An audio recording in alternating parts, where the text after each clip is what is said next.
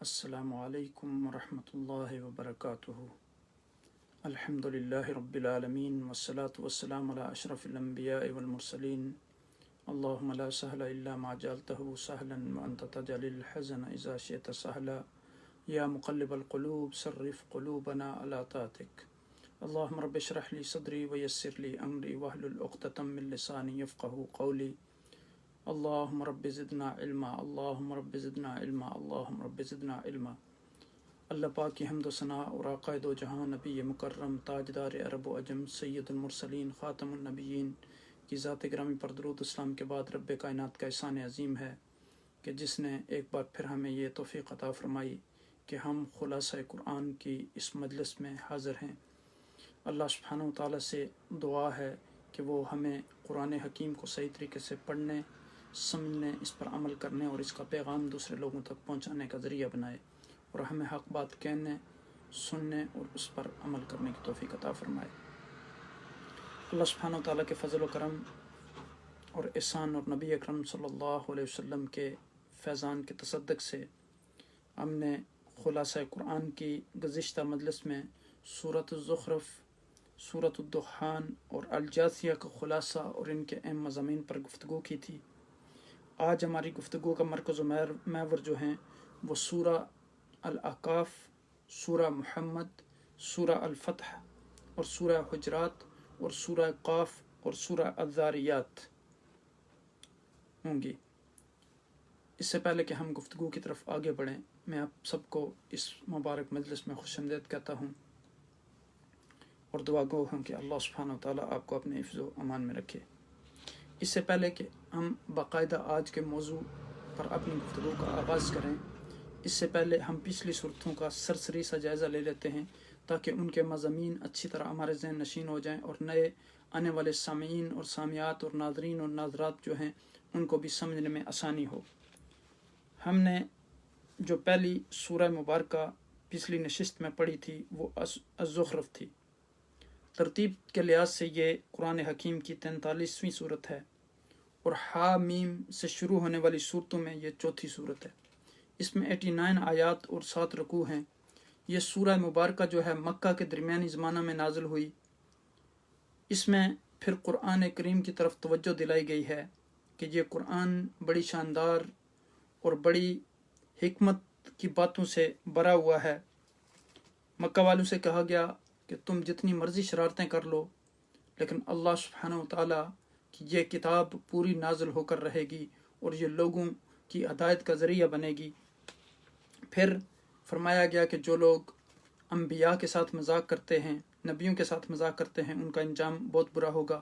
اس کے بعد اس سورہ مبارکہ میں اللہ سبحانہ و تعالیٰ کی قدرت کاملہ پر دلائل اور غور و فکر کر کے عقل سلیم رکھنے والا جو انسان ہے وہ بتایا گیا کہ وہ پکار اٹھتا ہے کہ میرا خالق رب ہے، میرا مالک رب ہے، میرا رازق رب ہے، چونکہ یہ ساری چیزیں اسی کے حکم کے مطابق چل رہی ہیں۔ پھر مشرکین کی بے عقلی کا ذکر کیا گیا کہ وہ اللہ کے ساتھ شریک ٹھہراتے ہیں اور فرشتوں کو اللہ کی بیٹیاں کہتے ہیں، حالانکہ وہ اپنے لیے بیٹیوں کو برا سمجھتے ہیں۔ اور پہلی بات تو یہ ہے کہ اللہ سبحانہ و تعالیٰ کے ساتھ کوئی شریک ہے ہی نہیں ہے، وہ تنہا ہے، لیکن یہ لوگ کیسے کم عقل ہیں کہ شریک بھی ٹھہراتے ہیں تو وہ فرشتوں کو کہتے ہیں کہ نعوذ باللہ اللہ کی بیٹیاں ہیں، جبکہ اپنے لیے یعنی یہ برا سمجھتے ہیں۔ تو فرمایا کہ اللہ سبحانہ و تعالیٰ ان ساری چیزوں سے پاک ہے، وہ تنہا ہے، وہ قل هو اللہ احد اللہ الصمد لم یلد ولم یولد ہے ولم یکن لہ کفوا احد۔ اس کا کوئی شریک نہیں، نہ اس کا کوئی بیٹا ہے، نہ اس کی کوئی اولاد ہے، نہ اس کا کوئی شریک ہے۔ وہ اپنی ذات میں یکتا ہے، وہی مالک اور خالق ہے، وہی رازق ہے۔ پھر فرمایا کہ آپ ابراہیم علیہ السلام کے قصے میں غور و فکر کرو کہ کس طرح ابراہیم علیہ السلام نے دعوت توحید کے لیے اپنے والد کو، اپنے تمام رشتہ داروں کو، اپنی قوم کو ترک کر کے توحید کی دعوت کو قبول کیا۔ چونکہ وہ شرک پر تھے تو انہوں نے ابراہیم علیہ السلام نے ان کی دعوت کو قبول نہ کیا اور اس کو ترک کر کے اللہ سبحانہ و تعالیٰ کی دعوت توحید کا ڈنکا بجایا، اور اپنے بعد میں آنے والوں کے لیے جو ورثہ چھوڑا وہ بھی یہی توحید کا ورثہ چھوڑا۔ جیسے میں نے کل بھی عرض کیا تھا کہ انبیاء جو ہیں وہ اپنے پیچھے کوئی درم یا دینار چھوڑ کے نہیں جاتے، ان کی وراثت جو ہوتی ہے وہ علم ہوتی ہے۔ تو یہاں ابراہیم علیہ السلام نے اپنے پیچھے جو وراثت چھوڑی وہ یہی توحید کی دعوت تھی۔ تو پھر فرمایا کہ یعنی جو کفار ہیں وہ کہتے ہیں کہ یہ کیسی بات ہے کہ ہم میں سے ایک نبی آ گیا اور پھر وہ کوئی مشہور شخص نہیں ہے، نہ اس کے پاس کوئی مال و دولت ہے۔ اگر کوئی نبی نہیں تھا تو اسے تو کوئی مشہور آدمی ہونا چاہیے تھا، یا اس کے پاس مال و دولت ہونا چاہیے تھا، یا فرشتے اس کے ارد گرد ہونے چاہیے تھے اس کی محافظت کے لیے، اگر زیادہ نہیں تو ایک فرشتہ تو کم از کم ہونا چاہیے تھا۔ یا اللہ سبحانہ تعالیٰ نے فرشتوں کو کیوں نہیں بھیج دیا، اور یا اللہ سبحانہ تعالیٰ خود کیوں نہیں ہمیں یہ حکم دیتے۔ تو اللہ سبحانہ تعالیٰ نے کہا کہ مال و دولت کی کوئی اہمیت نہیں اللہ سبحانہ تعالیٰ کے ہاں۔ اگر اللہ سبحانہ تعالیٰ چاہتے تو کافروں کو اتنا مال و دولت عطا کر دیتے کہ وہ سونے اور چاندی کے محلات تعمیر کر لیتے، لیکن اللہ سبحانہ تعالیٰ کو چونکہ لوگوں کی جو ہے امتحان مقصود تھا، اور اس لیے اس وجہ سے بھی ان کو مال و دولت عطا نہیں کیا کہ ہو سکتا ہے کہ لوگ یہ سمجھیں کہ شاید کفر کی وجہ سے مال و دولت ملتا ہے تو وہ دین کو ترک کر کے اس کی طرف چل پڑیں۔ تو مال و دولت عارضی چیز ہے۔ رب کائنات نے کہا کہ ہم جسے چاہیں اسے عطا کر دیں، جس سے چاہیں اس سے واپس لے لیں، جس کو چاہیں بہت زیادہ رزق عطا کر دیں، جس کو چاہیں بہت تھوڑا رزق عطا کر دیں۔ تو یہ یعنی یہاں فرمایا کہ دولت کی اگر کوئی اہمیت ہوتی تو پھر رب کائنات کافروں کو جو ہے اتنی دولت دیتا کہ وہ سونے چاندی کے گھر بناتے، لیکن اس وجہ سے نہیں عطا کی کہ لوگ یہ نہ سمجھیں کہ شاید کفر کی وجہ سے یہ دولت ہمیں ملتی ہے۔ پھر اس کے بعد ہم نے دوسری صورت جس کا مطالعہ کیا تھا وہ سورہ الدخان ہے۔ ترتیب کے لحاظ سے یہ سورہ مبارکہ قرآن مجید کی 44ویں صورت ہے، اور حامیم سے شروع ہونے والی صورتوں میں یہ 5ویں صورت ہے۔ اس میں دخان اور دھوئیں کا ذکر ہے، اس لیے اس سورہ مبارکہ کا نام جو ہے دخان، چونکہ قیامت والے دن جب وہ دھوئیں سے مشرکین اور کفار گھبرائیں گے، ان کے دم گھٹیں گے، تو یہاں اس دھوئیں کا ذکر ہے۔ یہ سورہ مبارکہ مکہ کے قیام کے درمیانی زمانہ میں نازل ہوئی۔ مکہ کے لوگوں نے جب قرآن سنا تو جو دل کے صاف تھے اور انصاف پسند لوگ تھے وہ سمجھ گئے کہ یہ کتاب جو ہے یہ پوری دنیا کو روشن کرے گی اور اس میں کوئی شک و شبہ نہیں ہے، یہ اپنا رنگ ایک نہ ایک دن جما کر رہے گی۔ لیکن بعض لوگ جو تھے وہ شک میں مبتلا ہو گئے، بعض جو سخت دل تھے انہوں نے اس کتاب کا انکار کیا۔ تو یہاں فرمایا گیا، ارشاد ہوا کہ قرآن پر غور کرو، یہ بہت ہی صاف اور واضح کتاب ہے، اسے ہم نے بڑی برکت رات میں نازل کیا۔ انا انزلناہ فی لیلۃ القدر ما ادراک ما لیلۃ القدر لیلۃ القدر خیر من الف شہر تنزل الملائکۃ والروح فیہا باذن ربہم من کل امر سلام ہی حتی مطلع الفجر۔ تو یہاں فرمایا کہ یہ قرآن جو ہے اس کو ہم نے بڑی مبارک رات میں نازل کیا تاکہ انسانوں کو جو ہے وہ خطروں سے خبردار کریں۔ پھر پہلی قوموں کی مثالیں دے کر اس سورہ مبارکہ میں سمجھایا گیا کہ فرعون نے کس طرح موسیٰ علیہ السلام کی دعوت کو ریجیکٹ کیا، انہوں نے اس کے سامنے دلائل اور واضح روشن دلائل بیان کیے، معجزات دکھائے، لیکن اس کے باوجود بھی اس نے نہ مانا۔ تو اللہ سبحانہ وتعالیٰ نے پھر ان کو موسیٰ علیہ السلام کو حکم دیا کہ بنی اسرائیل جو ہیں ان کو لے کر دریا کی طرف راتوں رات چلیں۔ تو جب فرعون نے ان کا تعاقب کیا وہ دریا سے نکل گئے، دریا نے ان کو راستہ دیا، اور جب یہ بھی ان کے پیچھے دریا میں چلے تو دریا اسی طرح جس طرح پہلے تھا اس طرح ہو گیا، اور یہ دریا میں غرق ہو کر تباہ و برباد ہو گیا۔ ان کے سارے محلات، ان کی ساری عیش و عشرت کی چیزیں وہیں رہ گئیں۔ اس سورہ مبارکہ میں یہ بتایا گیا کہ یہ دنیا جو ہے یہ کوئی کھیل تماشا نہیں ہے۔ ان کے باطل ظام کی اس میں تردید کی گئی ہے کہ اس کا نتیجہ آخر تمہیں بھگتنا پڑے گا، تمہارے جیسے اعمال ہوں گے، اگر اچھے اعمال ہوں گے تو تمہیں اس کی جزا ملے گی جنت، اور اگر برے اعمال ہوں گے تو اس کا ٹھکانہ جہنم ہوگا۔ اس سورہ مبارکہ میں بتایا گیا کہ اچھے لوگ جنت میں جائیں گے اور برے لوگ جو ہے وہ جہنم رسید ہوں گے، اگر نہیں مانیں گے تو پھر ساری حقیقت ان پر کھل جائے گی۔ اس سورہ مبارکہ کا موضوع بھی دعوت القرآن ہے، جس کا نزول جو ہے مبارک رات میں ہوا۔ اس پر ایمان لانے والے ہی فرمایا کہ فوز و فلاح اور جنت کی نعمتوں کے مالک ہوں گے۔ اس کے بعد تیسری صورت جو ہم نے پڑھی تھی وہ سورہ الجاسیہ ہے۔ ترتیب کے لحاظ سے یہ 45ویں صورت ہے، اور حامیم سے شروع ہونے والی صورتوں میں یہ 6ٹھی صورت ہے۔ اس میں 4 رکوع ہیں۔ مکہ کے درمیانی زمانہ میں یہ نازل ہوئی۔ اس سورہ کا نام جو ہے جاسیہ کا معنی ہے کہ گھٹنوں کے بل، یعنی بیٹھ جانا ٹیک لگا کے۔ تو اس صورت میں انسان کو بتایا گیا کہ یہ قرآن مجید اللہ سبحانہ وتعالیٰ نے نازل کیا ہے جو زبردست حکمت والا ہے۔ اس کی پہچان کی نشانیاں آسمان، زمین، سمندر جانور، سمندر کے اندر یہ تازہ گوشت جو آپ کو عطا کرتا ہے، کشتیاں سمندر میں تمہارے لیے مسخر کی، پھر تمہارے لیے پہاڑ بنائے، زمین کو تمہارے لیے بچھونا بنایا، آسمان کو، پھر تمہاری اپنی تخلیق میں اس غور و فکر اگر کریں تو خود بخود آپ کو یقین ہو جائے گا کہ وہ اللہ ہی ہے جو سارا اس کائنات کا نظام اور خالق اور مالک ہے، جو اس کائنات کا نظام چلا رہے ہیں۔ اور لیکن یہ ان لوگوں کے لیے جن کے اندر عقل سلیم ہے۔ فرمایا کہ کائنات کی ساری چیزوں کو انسان کے لیے مسخر کیا۔ اس بات کا بیان ہے کہ انسان کو اس کی پیدائش اور بناوٹ میں بھی غور و فکر کرنے کا حکم دیا گیا۔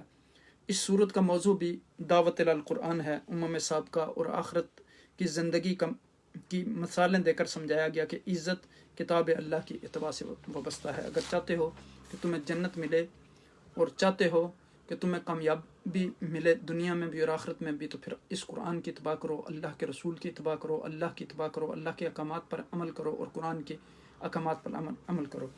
اس کے بعد یہاں سے ہمارے آج کے درس کا آغاز ہوتا ہے سورہ الاحقاف۔ اعوذ باللہ من الشیطان الرجیم، بسم اللہ الرحمن الرحیم۔ حامیم تنزیل الکتاب من اللہ العزیز الحکیم، ما خلقنا السماوات والارض وما بینہما الا بالحق واجل مسمى والذین کفروا اما انذروا معرضون۔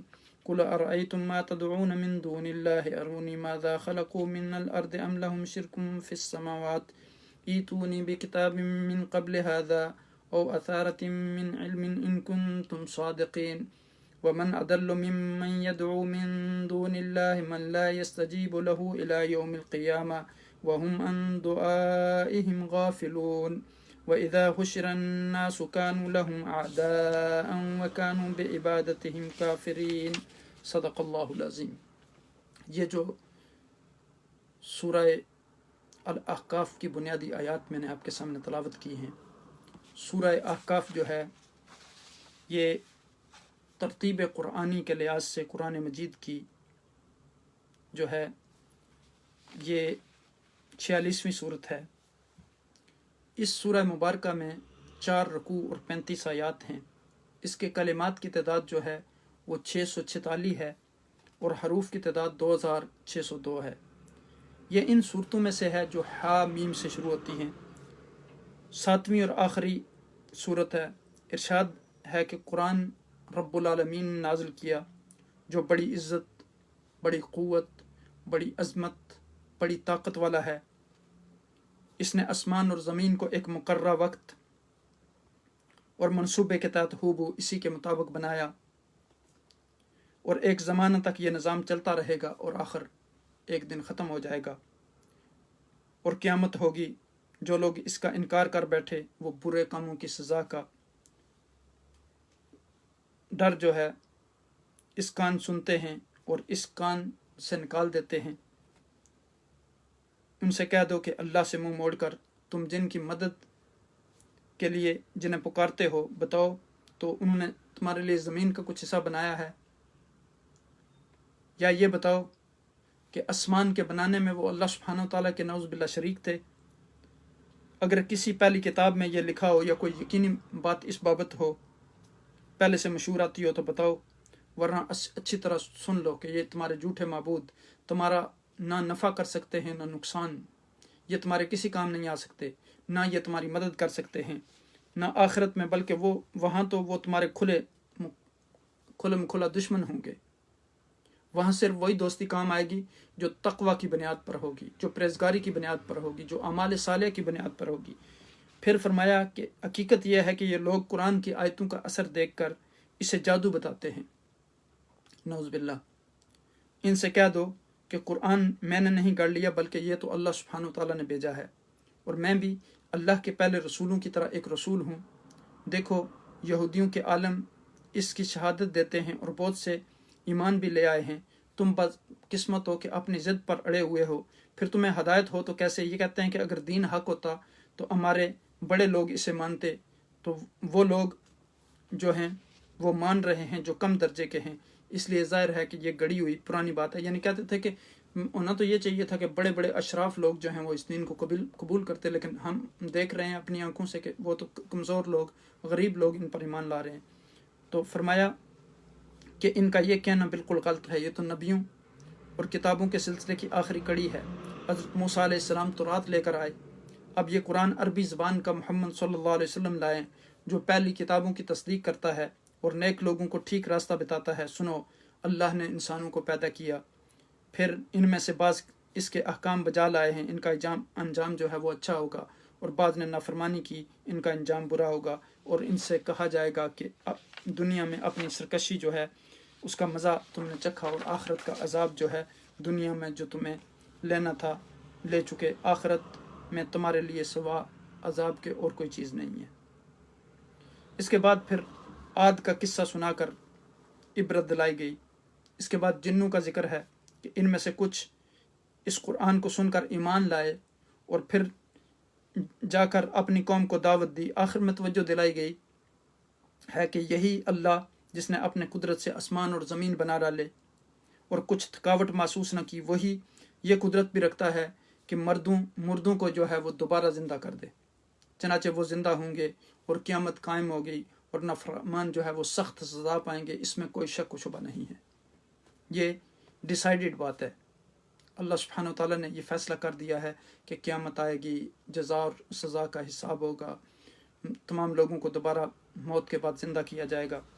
پھر اگر اس سورہ مبارکہ کا ماحصل دیکھیں تو اس میں کہا گیا ہے کہ یہ کتاب یعنی قرآن حکیم اللہ نے انسانوں کی ہدایت کے لیے بھیجی ہے۔ اللہ زبردست اور ساری حقیقت سے واقف ہے۔ اللہ کو زمین، آسمان اور ان کے درمیان کی چیزوں کو دیکھ کر پہچانو اور سن لو کہ اس نے سب کو ایک خاص مقصد کے لیے پیدا کیا ہے۔ وما خلقت الجن والانس الا لیعبدون، جنوں اور انسانوں کو نہیں پیدا کیا مگر سوائے اس کے کہ وہ اس کی عبادت کریں۔ عبادت کے لائق صرف اللہ کی ذات ہے، اس کے سوا کسی کی ہم عبادت نہیں کر سکتے، وہی ہمارا خالق اور رازق اور مالک ہے۔ پھر فرمایا کہ یہ کارخانہ ایک مدت تک قائم رہے گا، اس کے بعد فنا ہو جائے گا۔ یہ دنیا عارضی ہے، جس طرح قائد و جہان نبی اکرم صلی اللہ علیہ وسلم نے فرمایا کن فی الدنیا کانک غریب او عابر سبیل، دنیا میں اس طرح رہو جیسے ایک عارضی اجنبی مسافر کی طرح یا ٹریولر کی طرح یا ایک اجنبی کی طرح۔ جب وہ کہیں سفر کے لیے جاتا ہے تو اس کو پتہ ہوتا ہے کہ میری اصلی منزل یہ نہیں ہے، چند دن عارضی دن یہاں گزارنے ہیں، اپنا کام پورا کرنا ہے اور اس کے بعد اپنے گھر جانا ہے۔ تو حقیقی ہمارا جو گھر ہے وہ آخرت ہے۔ مومنین کے لیے جنت تیار کی گئی ہے، لیکن اس کے لیے شرط ہے کہ ہم اللہ اور اس کے رسول صلی اللہ علیہ وسلم کے احکامات کی پابندی کریں۔ پھر فرمایا کہ اس کے بعد یہ ساری دنیا جو ہے فنا ہو جائے گی، انسانوں کو دوبارہ زندہ کیا جائے گا، قیامت کا منظر ہوگا، حساب کتاب ہوگا۔ اس دن ہر آدمی جو ہے بائی سے بھاگے گا، کوئی رشتہ کام نہیں آئے گا۔ یوم لا ینفع مال ولا بنون الا من اتى اللہ بقلب سلیم، اس دن آپ کا قلب سلیم ہی کام آئے گا، اور ساری چیزیں، سارے رشتے سوائے اس کے کہ جو اللہ کے لیے آپ کے رشتے ہوں گے اس دن بھی کام آئیں گے۔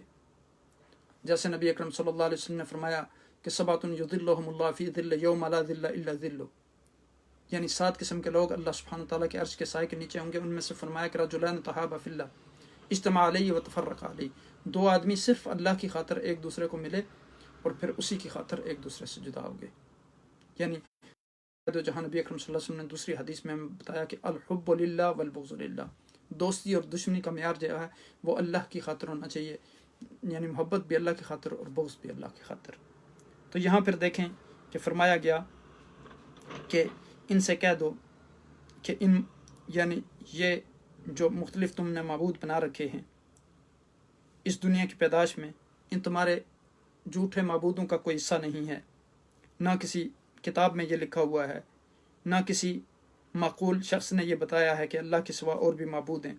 جو لوگ ایسے معبودوں کو پکارتے ہیں جو نہ ان کی سنیں اور نہ ان کا سوال پورا کر سکیں، یعنی نہ تو ان کی کوئی بات پوری کر سکتے ہیں، نہ ان کو سن سکتے ہیں، نہ ان کی دعائیں قبول کرتے ہیں، تو جو ایسے معبودوں کو پکارتے ہیں تو پھر وہ بہت ہی گمراہ لوگ ہیں، اور قیامت کے دن ان کا ٹھکانہ جو ہے وہ فرمایا گیا کہ جہنم ہوگا، کہ اور فرمایا جائے گا کہ تم نے ہماری عبادت ہی نہیں کی، اور کی تو جھکا۔ بت ان کو کہیں گے کہ تم نے تو، جب وہ بتوں سے شکوہ کریں گے تو بت کہیں گے کہ تم نے تو ہماری عبادت نہیں کی۔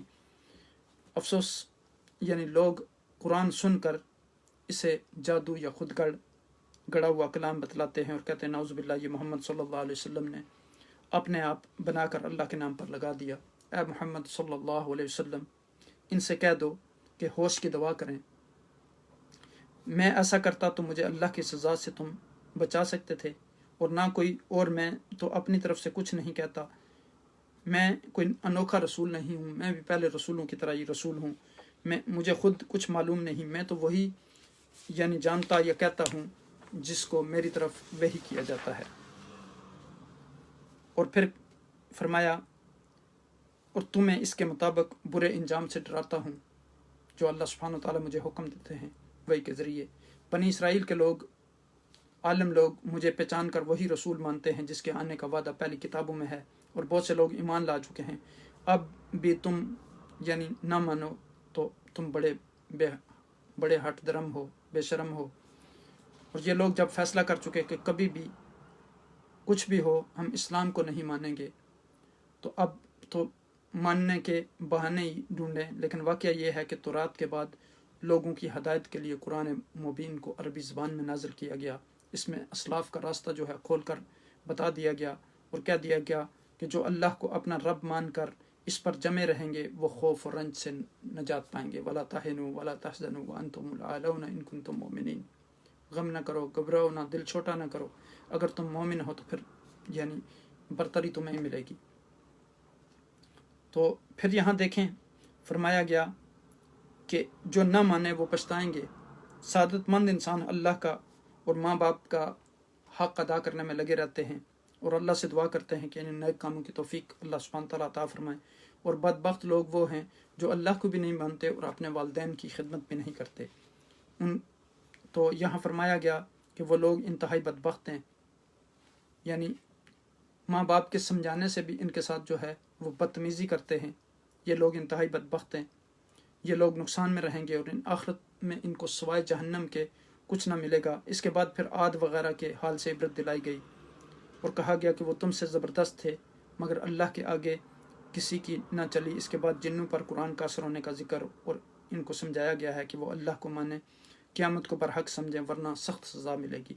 یہ قرآن کا پیغام ہے، جو اس کی نہ سنے وہ آخر تباہ ہوگا۔ پھر سورہ احقاف میں اس کے علاوہ اور کئی باتیں مذکور ہیں، جیسے والدین کے ساتھ ابھی میں نے بیان کیا کہ حسن سلوک کا بیان ہے۔ پھر حمل کی کم از کم مدت بیان کی گئی کہ 6 ماہ ہے، اقل مدت جو ہے۔ قوم عاد کی شرارت اور ان پر آنے والے عذاب کا تذکرہ اس سورہ مبارکہ میں کیا گیا کہ ان پر کیسی آواز چلی کہ سب کچھ تاب بالا کر دیا۔ پھر جنوں کے ایمان لانے اور اپنی قوم میں دائی کی حیثیت سے کام کرنے کا بیان ہے۔ دعوت حق کے بعد منکروں کو مہلت ملتی ہے۔ بہت سے لوگ مہلت سے دھوکہ کھاتے ہیں، مہلت سے دھوکہ کھانے والے کا انجام برا ہوگا۔ کامیابی جو ہے وہ اہل ایمان کے لیے ہے، ان کا مقدر ہے۔ پھر آپ دیکھیں یہاں کہ والدین سے حسن سلوک اور ان کے ساتھ حسن معاشرت فرمایا کہ ایک جزء ہے۔ سورت کے اختتام پر بتایا گیا ہے کہ جو اللہ ارض و سما کو پیدا کرنے پر قادر ہے، وہ مردوں کو بھی جو ہے وہ دوبارہ زندہ کر سکتا ہے۔ اور آخری آیت میں حضور نبی اکرم صلی اللہ علیہ وسلم کو حکم دیا گیا کہ آپ اولو العزم انبیاء کی طرح صبر کریں، صبر کا ہمیشہ اچھا انجام ہوتا ہے۔ پھر آپ دیکھیں کہ اس سورت کا موضوع بھی دوسری مکی صورتوں کی طرح تینوں بنیادی عقائد جو اسلام کے ہیں ان کا اثبات ہے۔ سورت کی ابتدا جو ہے وہ قرآن حکیم کی حقانیت سے ہوتی ہے، توحید اور حشر کے دلائل اور ان بتوں کی مذمت سے جنہیں مشرکوں نے معبود بنا رکھا تھا، حالانکہ وہ نہ تو سنتے تھے اور نہ دیکھتے تھے، نہ انہیں نفع دیتے تھے اور نہ نقصان ان کے اختیار میں تھا، اور نہ ہی وہ پرستش کرنے والوں کی دعائیں قبول کر سکتے تھے۔ اس سورہ مبارکہ میں جو اہم مضامین ہیں، مشرکین کے سامنے جب قرآن پڑھا جاتا تو وہ اس پر مختلف شبہات اور اعتراضات کا وارد کرتے تھے۔ وہ کبھی تو اسے سحر کہتے، کبھی آپ کا خود تراشیدہ کلام قرار دیتے، کبھی ایمان والوں کے بارے میں کہتے کہ اگر کوئی اچھی چیز ہوتی تو یہ فقیر، غریب اور مزدور لوگ ایمان قبول کرنے میں ہم سے سبقت نہ لے جاتے۔ مشرکین کے اعتراضات ذکر کرنے کے بعد ان کے مثبت جوابات دیے گئے۔ پھر سورہ احقاف ہمارے سامنے 2 متضاد نمونے پیش کرتی ہے۔ پہلا نمونہ نیک بیٹے کا ہے جس کا دل نور ایمان سے منور ہے اور اس کے قدم زیادہ شریعت پر مضبوطی سے جمے ہوئے ہیں۔ جب اس کے والدین اسے پال پوس کر جوان کرتے ہیں تو پھر وہ جسمانی اور عقلی اعتبار سے جب حد کمال کو پہنچ جاتا ہے، بالغ ہو جاتا ہے، تو وہ اللہ تعالیٰ سے 3 دعائیں کرتا ہے۔ پہلی دعا یہ کرتا ہے کہ اللہ مجھے ان نعمتوں پر شکر ادا کرنے کی توفیق عطا فرما، اور پھر دوسری دعا یہ کرتا ہے کہ اللہ میرے لیے یہ اعمال جو ہے آسان کر دے، ایسے اعمال جن سے تو راضی ہو جائے، اور تیسری یہ دعا کرتا ہے کہ یا اللہ میری اولاد کو جو ہے نیک بنا دے، جس طرح زکریا علیہ السلام نے اللہ سے دعا کی تھی، قال رب حب لی من لدنک ذریۃ طیبہ انک سمیع الدعاء، اللہ مجھے اپنے پاس سے نیک اولاد عطا کر، تو پھر اللہ سبحانہ وتعالیٰ نے ان کو یحییٰ علیہ السلام عطا کیے تھے۔ پھر یہاں اب دیکھیں کہ دوسرا نمونہ جو ہے ایسی اولاد کے لیے جو ہے وہ اللہ تعالیٰ کی طرف سے جنت کا وعدہ ہے۔ دوسرا نمونہ شقی اور نافرمان بیٹے کا ہے، جس کے والدین اسے ایمان قبول کرنے کی دعوت دیتے ہیں تو وہ جواب میں بڑے تکبر سے کہتا ہے اف تم مجھے یہ بتاتے ہو کہ انسانوں کو یعنی موت کے بعد دوبارہ زندہ کیا جائے گا، نکالا جائے گا، حالانکہ بہت سے لوگ مجھ سے پہلے مر چکے ہیں، ان میں سے تو کسی کو میرے سامنے زندہ نہیں کیا گیا۔ پہلا نمونہ ایمان اور ہدایت والوں کا ہے، اور دوسرا نمونہ جو ہے وہ اہل کفر اور طغیان کا ہے، دونوں کو اپنے اپنے اعمال کا جو ہے وہ بدلہ مل کر رہے گا۔ یعنی اس سورہ مبارکہ میں فرمایا گیا کہ اللہ کو پہچانو، اس کے سوا کوئی معبود نہیں ہے، اور پھر اس کے بعد یہاں بتایا گیا کہ قرآن حکیم کے بارے میں کہ قرآن جو ہے کفار کی جو روش تھی قرآن کے بارے میں اس کا تذکرہ کیا گیا۔ پھر یہ فرمایا گیا اس سورہ میں کہ منکر مہلت سے دھوکہ نہ کھائیں، اگر اللہ سبحانہ تعالیٰ چند دنوں کے لیے ان کو مہلت دیتا ہے تو اس کا یہ مطلب نہیں ہے کہ وہ جو ہیں وہ حق کے راستے پر ہیں، اور مومنین کو ان کی اتباع اور پیروی نہیں کرنی چاہیے، اگر وہ ایسا کریں گے تو وہ بھی گمراہ ہو جائیں گے۔ پھر نبوت کی گواہی کا یہاں تذکرہ ہے، ہر دھرم لوگوں کا تذکرہ ہے۔ پھر ایمان اور استقامت کا یہاں حکم دیا گیا، ان الذین قالوا ربنا اللہ ثم استقاموا تتنزل ثم استقاموا فلا خوف علیہم ولا هم یحزنون، ایک دوسری جگہ پر دوسری آیت بھی ہے ثم استقاموا تتنزل علیہم الملائکہ۔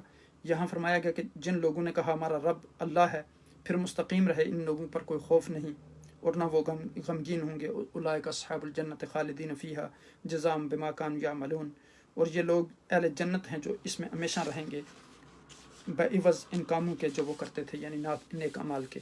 پھر نیک لوگوں کی علامت جو ابھی میں نے بیان کیا کہ وَوَصَّيْنَا الْإِنسَانَ بِوَالِدَيْهِ إِحْسَانًا حَمَلَتْهُ أُمُّهُ كُرًا وَوَضَعَتْهُ كُرًا وَحَمْلُهُ وَفِصَالُهُ 30 شهرًا حتى إذا بلغ أشده وبلغ 40 سنة قال رب أوزعني أن أشكر نعمتك التي أنعمت علي وعلى والدي وأن أعمل صالحا ترضاه وأصلح لي في ذريتي إني تبت إليك وإني من المسلمين۔ یہ جو میں نے 3 دعاؤں کا ابھی تذکرہ کیا، یہ اس آیت مبارکہ میں آیت نمبر 15 میں اس کا تذکرہ کیا گیا۔ پھر ایمان اور استقامت کا ابھی ہم نے تذکرہ کیا۔ پھر آگے جو ہے برے لوگوں کی پہچان کروائی گئی اور یہ بتایا گیا کہ ہر کام کا جو ہے وہ بدلہ ملے گا۔ پھر حضرت ہود علیہ السلام کی مثال دے کر سمجھایا گیا کہ ان کی قوم نے جب ان کو جھٹلایا تو ان کو کیسے عذاب آیا۔ پھر یہ بتایا گیا کہ اللہ کے سوا کوئی بھی مددگار نہیں اور عذاب الہی سے بچنا جو ہے وہ ممکن نہیں سوائے اس کے کہ جس کو اللہ سبحانہ وتعالیٰ معاف فرما دیں۔ اس طرح یہ سورہ مبارکہ جو ہے وہ اس آیہ مبارکہ پر آ کے ختم ہوتی ہے، جہاں حضور نبی اکرم صلی اللہ علیہ وسلم کو اولو العزم پیغمبروں کی طرح صبر کرنے کا حکم دیا گیا کہ نافرمانوں کے سوا جو اور کوئی جو ہے ہلاک نہ ہوگا، یعنی نافرمان لوگ ہی ہلاک ہوں گے۔ فاصبر کما صبر اولو العزم من الرسل ولا تستعجل لهم كأنهم يوم يرون ما يوعدون لم يلبثوا الا ساعة من نهار بلاغ فهل يهلك الا القوم الفاسقون۔ یہاں اس سورہ مبارکہ کا جو ہے وہ ختام ہوتا ہے کہ آپ صبر کیجئے اور جیسے اور امت والے پیغمبروں اور ان لوگوں کے لیے انتقام کی جلدی نہ کیجئے، اور جس روز یہ لوگ اس چیز کو دیکھیں گے جس کا ان کے وعدہ کیا گیا تھا، گویا یہ دن بھر ایک گھڑی ایسے محسوس کریں گے ایک گھڑی رہے ہیں، یہ پہنچا دینا ہے، سو وہی برباد ہوں گے جو نافرمان ہیں، یعنی ان کا ٹھکانہ جو ہے وہ جہنم ہوگا۔ اس کے بعد پھر یہاں سے سورہ محمد کا آغاز ہوتا ہے صلی اللہ علیہ وسلم۔ اعوذ باللہ من الشیطان الرجیم، بسم اللہ الرحمن الرحیم۔ الذين كفروا وصدوا عن سبيل الله أضل أعمالهم والذين آمنوا وعملوا الصالحات وآمنوا بما نزل على محمد وهو الحق من ربهم كفر عنهم سيئاتهم وأصلح بالهم ذلك بأن الذين كفروا اتبعوا الباطل وأن الذين آمنوا اتبعوا الحق من ربهم كذلك يضرب الله للناس أمثالهم فإذا لقيتم الذين كفروا فضرب الرقاب حتى إذا أثخنتموهم فشدوا الوثاق فإما منا بعد وإما فداء حتى تضع الحرب أوزارها ذلك ولو يشاء الله لانتصر منهم ولكن ليبلو بعضكم ببعض والذين قتلوا في سبيل الله فلن يضل اعمالهم صدق اللہ العظیم۔ یہ جو ہیں سورہ محمد صلی اللہ علیہ وسلم کی ابتدائی جو ہیں وہ آیات ہیں۔ یہ سورہ مبارکہ جو ہے ترتیب کے لحاظ سے یہ 47ویں سورت ہے قرآن حکیم کی، اور اس کے 4 رکوع ہیں۔ یہ سورہ مبارکہ جو ہے یہ مدینہ میں ہجرت سے پہلے اور دوسرے سال نازل ہوئی۔ اس سورہ مبارکہ میں جو ہے وہ 47 آیات ہیں اور 4 رکوع ہیں، اور اس کے کلمات کی تعداد جو ہے 542 ہے، حروف کی تعداد 2360 ہے۔ اس سورہ مبارکہ میں حضور نبی اکرم صلی اللہ علیہ وسلم کے ماننے والوں کی تعریف کی گئی ہے، یعنی صحابہ رضوان اللہ علیہم اجمعین کی، اور ان کے لیے جو انعام کیا گیا اس کی وضاحت کی گئی، اور کافروں اور جو ظاہری طور پر دل سے یعنی اسلام کو قبول کرتے تھے ان کی برائی بیان کی گئی ہے، منافقین اور مشرکین اور کفار کی، اور ان کی سزا بتائی گئی ہے۔ مسلمانوں کو ہدایت کی گئی ہے کہ دنیا کو شریر اور فسادیوں سے جو ہے پاک کریں، اور پھر اس کے لیے اگر لڑنا بھی پڑے تو ان سے لڑیں اور ہمت و بہادری سے کام لیں، اور جنہوں نے ان کا انکار کیا اور دوسروں کو بھی ایمان لانے سے روکتے رہے ان کے سارے کام اللہ سبحانہ تعالیٰ نے برباد کر دیے، اور جنہوں نے اللہ کو مان کر اچھے کام کیے اور قرآن پر یقین کر کے ان کی حالت اللہ سبحانہ تعالیٰ درست کر دے گا۔ اور انہیں بھی یہی چاہیے تھا، چونکہ اللہ کے منکر جو ہیں وہ غلط راستے پر ہیں، اور ایمان والوں نے جو ہے وہ سچی بات مان لی، اور اللہ سبحانہ تعالیٰ نے ان کو صراط مستقیم دکھایا اور وہ ہدایت پر ہیں، جیسے رب کائنات نے فرمایا اولئک علی ھدی من ربہم واولئک هم المفلحون، یہی ہدایت پر ہیں اور یہی کامیاب لوگ ہیں۔ پھر یہاں دیکھیں کہ کہا کہ مسلمانوں شریر لوگوں اور فسادیوں سے لڑنا ہی پڑ جائے تو پھر ان کی گردنیں اڑاؤ اور سستی اور ڈھیلے پن سے کام نہ لو، کیونکہ دنیا کا امن شریروں کے فنا کر دینے پر موقوف ہے۔ جب تک لڑائی جاری رہے تو پھر ان کے ساتھ لڑائی کرو، اور جب سچ کا بول بالا ہو جائے تو انہیں قید کر لو، اس کے بعد جیسی مصلحت ہو ویسا ہی ان کے ساتھ سلوک کرو۔ اللہ چاہتا تو شریر لوگ جو ہیں ان کو ویسے ہی ہلاک کر دیتا جیسے پہلے زمانہ میں سرکشوں کو ہلاک کیا، لیکن اس وقت اس نے یہ بوجھ خود انسانوں پر ڈال دیا کہ دیکھیں اچھے لوگ فسادیوں کو مٹانے میں کیسی اور کتنی جدوجہد کرتے ہیں۔ اور پھر فرمایا کہ جو اللہ کے لیے لڑتا ہوا مارا جائے اس کو قربانی کی پوری پوری جزا ملے گی، اللہ ان کو ٹھیک راستہ دکھا دے گا اور اللہ ان کا حال جو ہے وہ سنوار دے گا۔ اے ایمان والو، اگر تم اللہ کی مدد کرو گے تو اللہ تمہاری مدد کرے گا، رہے کافر تو وہ بالکل گئے گزرے ہوئے ہیں۔ پہلے لوگوں کے حال سے عبرت پکڑو تو تم پر واضح ہو جائے گا، جو اللہ کا نہ رہا وہ کسی کا بھی نہ رہا اور آخر تباہ و برباد ہوا۔ سنو، مومن نیکوکار جنت میں جائیں گے اور منکر دنیا میں جانوروں کی طرح کھا پی کر آخر جہنم رسید ہوں گے۔ اور پھر فرمایا گیا کہ اے رسول صلی اللہ علیہ وسلم، مکے والے تجھ کو نکال کر آرام نہ پائیں گے، ہم نے ان سے کہیں زیادہ طاقتور بستیاں پہلے ہلاک کر دی ہیں۔ اس کے بعد جنت اور جہنم کا نقشہ اس سورہ مبارکہ میں کھینچا گیا۔ پھر منافقوں کی کلی کھولی ہے اور سچے مسلمانوں سے ان کا مقابلہ کیا گیا ہے۔ لڑائی کی ضرورت اور اہمیت بتائی گئی ہے، کیونکہ اس کے بغیر دنیا میں فسادی جو ہیں وہ تب نہیں سکتے۔ منافقوں کا تنبیہ کی گئی کہ ان کا حال جو ہے سب پر عیاں ہو کے رہے گا اور وہ منہ کی کھائیں گے۔ عرب کے مسلمانوں کو جان و مال سے حق بات پھیلانے میں مدد کرنے کی تاکید کی گئی ہے، اور صاف کہہ دیا گیا ہے کہ اگر تم نے اس کام میں کوتاہی کی تو پھر یہ کام تمہارے بدلے اور قوم میں سے کسی کو دے دیا جائے گا، اور وہ اسے زور و شور سے جو ہے انجام دیں گے۔ یہ جو آیات کریمہ ہم نے جیسے پڑھی ہیں، یہاں دیکھیں کہ رب کائنات نے اطاعت اور فرمانبرداری کا صلہ جو ہے اس کے متعلق بتایا کہ سیہدیہم ویصلح بالہم ویدخلہم الجنۃ عرفہا لہم یا ایھا الذین آمنوا ان تنصروا اللہ ینصرکم ویثبت اقدامکم والذین کفروا فتعصا لہم واضل اعمالہم ذلک بانہم کرہوا ما انزل اللہ فاحبط اعمالہم۔ یہاں بتایا گیا کہ جو نیک لوگ ہیں ان کی جزا جو ہے اللہ سبحانہ تعالیٰ یقیناً ان کو دیں گے، جس کا وعدہ اللہ سبحانہ تعالیٰ نے ان سے کیا تھا جنت کا، اور انہیں ثابت قدمی عطا فرمائیں گے، انہیں صحیح راستے کی طرف گائیڈ کریں گے۔ اور جو لوگ کفار ہیں ان کا ٹھکانہ جو ہے وہ جہنم ہے، اور اللہ سبحانہ تعالیٰ نے ان کو جو ہے پھر ان کے اعمال کی وجہ سے گمراہ کر دیا ہے۔ پھر یہاں دیکھیں فرمایا افلم یسیروا فی الارض فینظروا کیف کان عاقبۃ الذین من قبلہم، یہاں ماضی کی قوموں سے عبرت حاصل کرنے کی تاکید کی گئی۔ جن لوگوں نے اللہ کا انکار کیا، اپنے نزدیک چاہے کتنے بھی کام کریں، اللہ کے ہاں ان کے وہ سب کام بیکار ہیں، ان سے انہیں آخرت میں کوئی فائدہ نہ پہنچے گا، بلکہ بعض کام تو دنیا میں ہی ان کے لیے وبال جان بن جائیں گے۔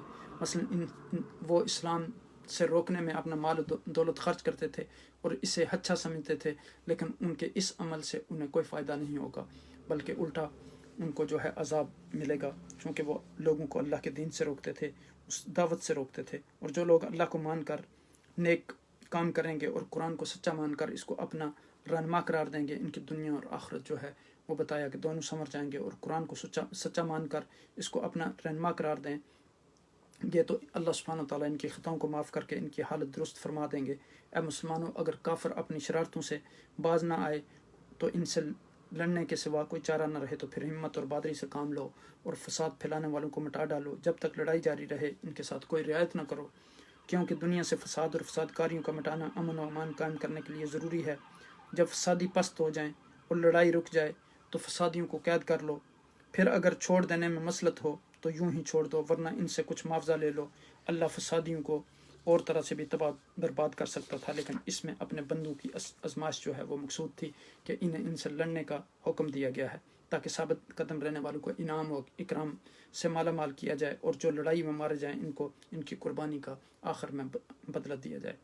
سن لو، ان کو بڑی آرام کی جگہ یعنی جنت میں پہنچا دیا جائے گا، اور جہاں ہر قسم کی خوشی اور آرام کا سامان ہوگا، وہاں ان کے سارے ارمان پورے کیے جائیں گے۔ ان کافروں کو پہلے زمانے کے لوگوں کی حالات دکھا کر اور سن کر ان سے عبرت حاصل کرنی چاہیے۔ یہ دیکھ رہے ہیں سارے، یعنی ان کے جو حالات تھے وہ لوگ ان سے بھی بہت زیادہ زبردست تھے، لیکن ان کے اعمال کی شامت نے سے اللہ نے انہیں تباہ برباد کر دیا۔ جب وہی نہ بچے تو یہ کیا بچیں گے دنیا میں؟ یعنی یہاں بتایا یہ گیا ہے کہ وہ ان سے بھی زبردست قومیں تھیں، تو اللہ سبحانہ تعالیٰ نے ان کو ہلاکت میں ڈال دیا، تو ان کا بچنا تو محال ہے۔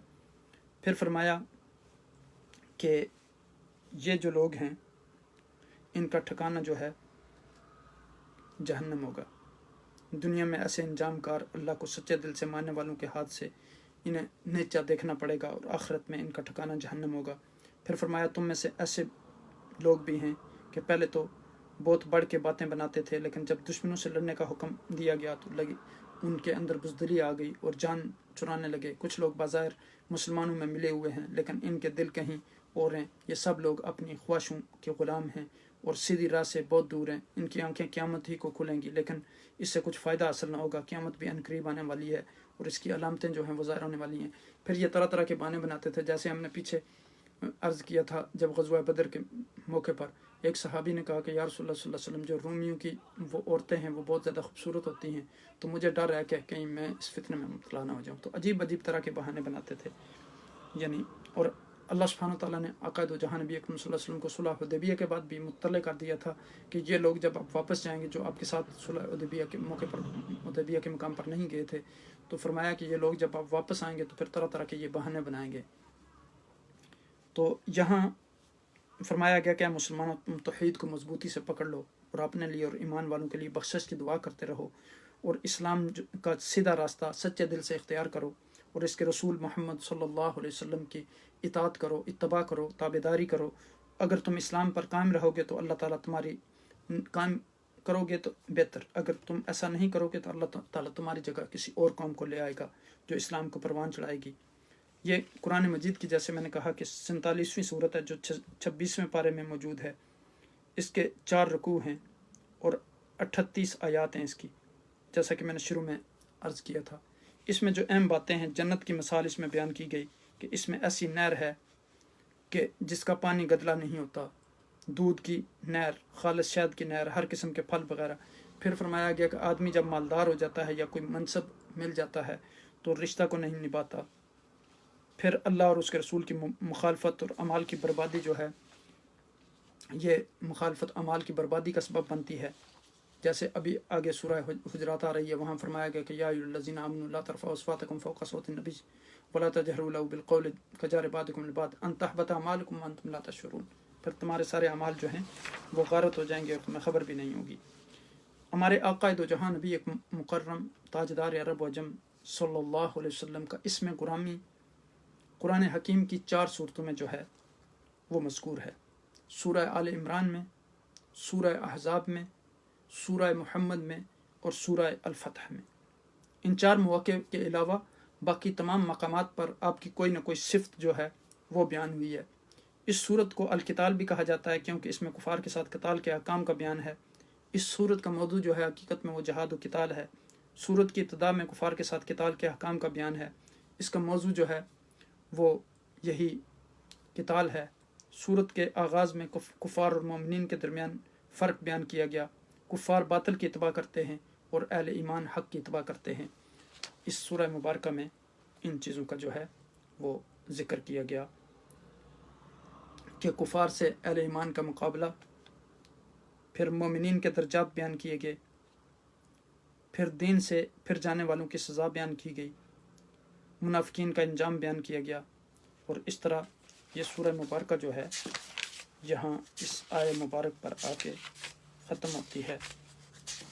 یہاں منافق لوگوں کا بھی ذکر کیا گیا اس سورہ مبارکہ میں، اور اس آیہ مبارکہ پر آ کے یہ جو سورہ مبارکہ ختم ہوتی ہے، ہا انتم ہؤلاء تدعون لتنفقوا فی سبیل اللہ فمنکم من یبخل ومن یبخل فانما یبخل عن نفسه واللہ الغنی وانتم الفقراء وان تتولوا یستبدل قوما غیرکم ثم لا یکونوا امثالکم۔ یعنی اللہ کی راہ میں مال خرچ کرنے کا حکم دیا گیا، یعنی جب کہا گیا جب تمہیں اللہ کے راستے میں مال خرچ کرنے کا حکم دیا جاتا ہے، تم میں سے بعد وہ ہیں جو بخل کرتے ہیں، اور جو شخص بخل کرتا ہے تو وہ اپنے لیے بخل کرتا ہے، چونکہ ما تقدموا لانفسکم من خیر تجدوه عند اللہ، جو بھی تم اللہ کے لیے آگے بھیجو گے اس کو اپنے ہم پاؤ گے۔ پھر فرمایا کہ واللہ الغنی وانتم الفقراء، یعنی اللہ تو کسی کا محتاج نہیں، تم سب محتاج ہو، اور اگر تم روگردانی کرو گے تو خدا تعالیٰ تمہاری جگہ کسی اور قوم کو پھر لے آئے گا، پیدا کر دے گا، پھر وہ تم جیسا یہ نہیں ہوں گے۔ یہاں جو ہے سورہ محمد جو ہے اس طرح یہاں ختم ہوتی ہے۔ تو آگے جو ہے اس کے بعد پھر اگلی سورت جو ہے وہ سورہ الفتح ہے۔ اعوذ باللہ من الشیطان الرجیم، بسم اللہ الرحمن الرحیم۔ ان فتحنا لك فتحا مبینا لیغفر لك اللہ ما تقدم من ذنبك وما تأخر ويتم نعمته عليك ويهديك صراطا مستقيما وینصرک اللہ نصرا عزیزا هو الذی انزل السکینة فی قلوب المؤمنین لیزدادوا ایمانا مع ایمانهم وللہ جنود السماوات والارض وکان اللہ علیما حکیما لیدخل المؤمنین والمؤمنات جنات تجری من تحتها الانہار خالدین فیها ویکفر عنہم سیئاتهم وکان ذلک عند اللہ فوزا عظیما۔ یہ ابتدائی آیات تھیں سورہ فتح کی۔ ترتیب کے لحاظ سے یہ قرآن مجید کی سورت نمبر 48 ہے، اور ہجرت کے 6 سال یعنی صلح حدیبیہ کے بعد مدینہ سے واپسی آتے ہوئے یہ سورہ مبارکہ نازل ہوئی۔ یہ مدنی صورت ہے۔ اس میں 29 آیات اور 4 رکوع ہیں۔ اس کے کلمات کی تعداد 560 ہے اور اس کے حروف کی تعداد 5456 ہے۔ اس صورت میں چند واقعات کی طرف اشارہ ہے۔ 6 ہجری میں حضور نبی اکرم صلی اللہ علیہ وسلم نے خواب دیکھا کہ آپ اپنے صحابہ کے ساتھ مکہ میں داخل ہوئے اور عمرہ کیا، اور اس کے ساتھ تمام ارکان بخوبی ادا کیے۔ لوگوں نے سمجھا کہ یہ اس کی طرف اشارہ ہے کہ اسی سال عمرہ کیا جائے گا۔ اس کا شوق دیکھ کر آپ صلی اللہ علیہ وسلم بھی تیار ہو گئے اور عمرہ کے لیے روانہ ہوئے۔ قربانی کا جانور جو ہے ہدی ساتھ لیا، اور اس وقت آپ صلی اللہ علیہ وسلم کے ساتھ 1500 کے قریب آدمی تھے۔ مکہ والوں نے سنا تو کہا ہم ان کو مکہ میں نہ آنے دیں گے، اور سوار اور پیادہ کا لشکر آپ کو روکنے کے لیے تیار کیا۔ آپ لڑائی سے بچنے کے لیے تنگ گاٹھیوں سے ہوتے ہوئے گئے، مکہ کے قریب حدیبیہ میں پہنچے، اور وہاں ٹھہر کر مکہ والوں کو کہلا بھیجا کہ ہم لڑنے کے لیے نہیں آئے، ہم تو صرف عمرہ کرنے کے لیے آئے۔ جب انہوں نے اس بات کا کوئی جواب نہ دیا تو آپ نے حضرت عثمان رضی اللہ تعالیٰ عنہ کو بھیجا تاکہ وہ حضور نبی اکرم صلی اللہ علیہ وسلم کا پیغام ان کو بھیجائیں۔ مکہ والوں نے انہیں روک لیا، اور ادھر یہ افواہ پھیل گئی کہ مکہ والوں نے حضرت عثمان کو قتل کر دیا ہے۔ اس وقت حضور نبی اکرم صلی اللہ علیہ وسلم نے صحابہ سے ایک درخت کے نیچے بیعت لی، جسے بیعت الرضوان کہتے ہیں، کہ اگر لڑائی ہوئی تو پھر دل و جان سے جو ہے آپ لڑیں گے۔ اس کو بیعت الرضوان کہتے ہیں۔ مکہ کے قریش خبر سن کر ڈر گئے اور صلح کرنے کے لیے حاضر ہو گئے۔ آپ صلی اللہ علیہ وسلم صلح کے لیے تیار ہو گئے اور صلح نامہ لکھا گیا۔ آپ صلی اللہ علیہ وسلم نے ان شرطوں پر صلح کر لی۔ صحابہ یعنی اتنا دبنے کے لیے تیار نہیں تھے. بعض صحابہ کہتے تھے کہ جب ہم حق پر ہیں تو ایسا کیوں ہے, لیکن اس صلح کی حکمت اللہ سبحانہ وتعالیٰ جانتے تھے. تو اللہ سبحانہ وتعالیٰ نے اپنے رسول صلی اللہ علیہ وسلم کے دل میں یہ بات ڈالی کہ وہ صلح کریں, اور آپ صلی اللہ علیہ وسلم نے انہی شرطوں پر صلح کی کہ طے پایا کہ آپ صلی اللہ علیہ وسلم اس سال واپس چلے جائیں گے اور پھر اگلے سال آ کے عمرہ کریں گے, اور 10 سال تک ان دونوں فریقین کے درمیان کوئی جنگ نہیں ہوگی. تو پھر انہوں نے ایک شرط یہ بھی کفار نے رکھی کہ اگر ہم میں سے کوئی آدمی آپ کے پاس چلا جائے تو اسے آپ واپس کریں گے, لیکن آپ میں سے اگر ہمارے پاس کوئی آ گیا تو ہم اسے واپس نہیں کریں گے. تو ان شرطوں کو آپ صلی اللہ علیہ وسلم نے منظور کر لیا. چنانچہ حدیبیہ میں قربانی کی اور حرام کھول دیا اور واپس مدینہ روانہ ہوئے. اس وقت یہ سورہ مبارکہ جو ہے نازل ہوئی, جس میں صلح حدیبیہ کو ایک عظیم فتح کہا گیا. اگلے سال پھر 7 ہجری کے شروع میں اپنے یہودیوں کے شہر خیبر کو فتح کیا, اور اس غزوہ میں آپ صلی اللہ علیہ وسلم کے ساتھ وہی لوگ تھے جو صلح حدیبیہ میں آپ صلی اللہ علیہ وسلم کے وقت کے امراء تھے. اس کے بعد ذی-القعدہ 7 ہجری میں آپ صلی اللہ علیہ وسلم نے صلح کی شرائط کے مطابق پھر عمرہ کیا اور بخیر خوبی واپس آئے. اس کے بعد قریش مکہ نے صلح نامہ کی خلاف ورزی کی, اور رمضان 8 ہجری میں آپ صلی اللہ علیہ وسلم 10,000 مسلمانوں کا پھر لشکر لے کر گئے اور مکہ کو فتح کیا.